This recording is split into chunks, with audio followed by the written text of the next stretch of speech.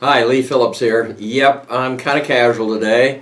Got married about 3 weeks ago, so I'm thinking about casual mistakes in a second marriage. It actually happens quite frequently.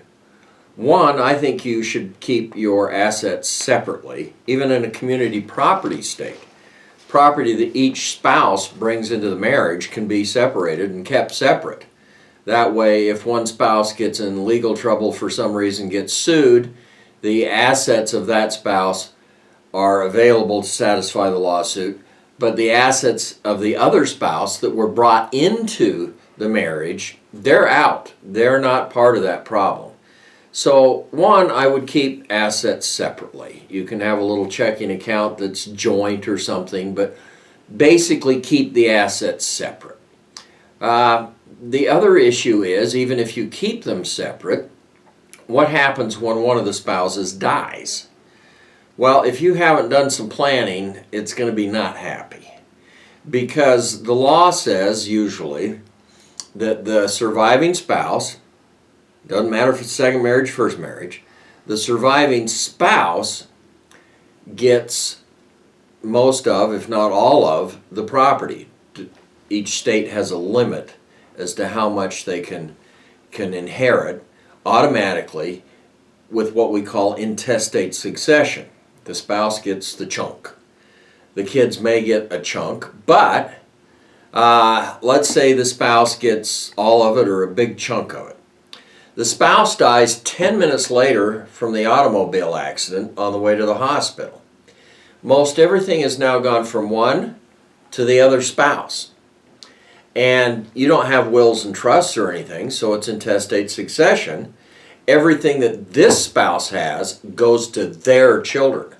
So we have now transferred all of the assets from one spouse to the other spouse to the other spouse's children. And that's not really what either one of the spouses in the marriage wanted.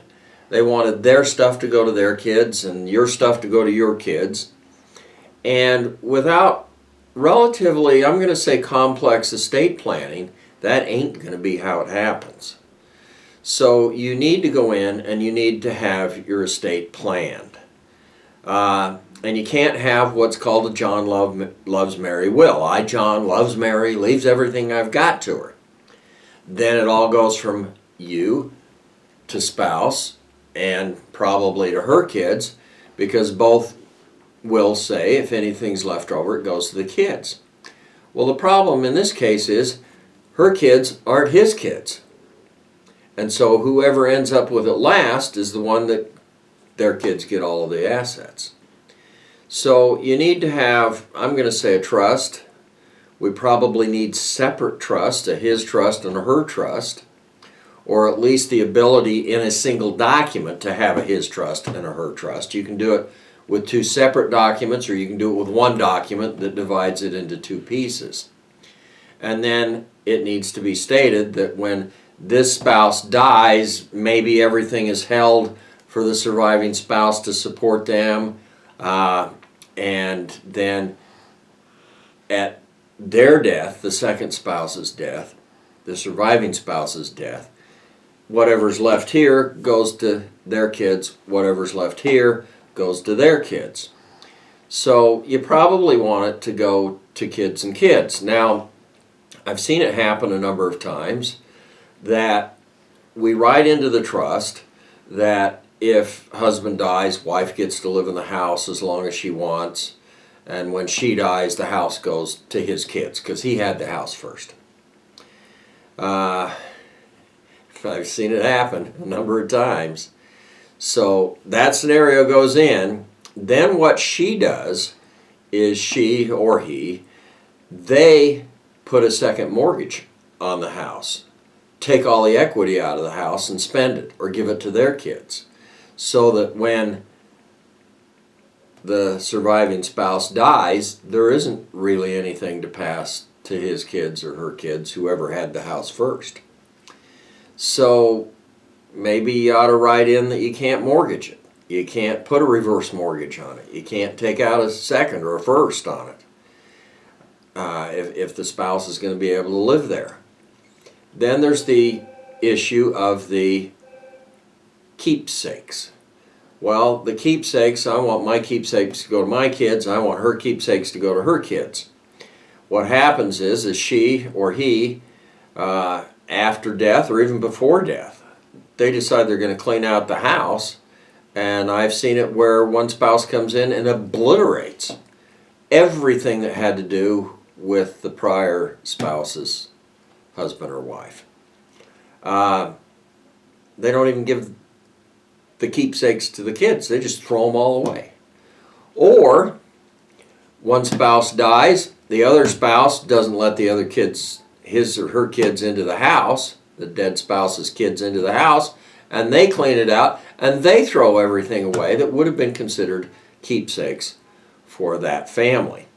So it's important to actually get rid of any important keepsakes before you die. Just get it out. If it's really important to your family, get it out, send it to your kids now so that we know they've got it. There isn't any issue when you die.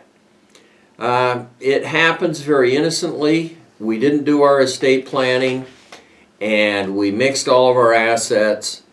One of us dies, the other ends up with everything, and very often they're in the automobile accident. They don't even have time to think about it. Everything goes one spouse, second spouse, surviving spouse, to their kids, and it all happens within 2 minutes or 10 minutes or an hour or a day, whatever. So as soon as you do the second marriage, think about what's going to happen to what assets and where do I want to go, and it's got to be written down.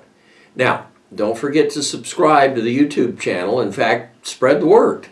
We're having fun on this YouTube channel. We're actually kind of casual today, but in light of the fact that we just got remarried after Christy died, we'll go casual today. But I have been thinking about the second marriage and what it means, and I've seen it be a disaster. Keep the property separate, make sure that you write down what happens, and get rid of the really valuable keepsakes now so that we know where they go. Those are the important aspects of it. Lee Phillips talking about the second marriage.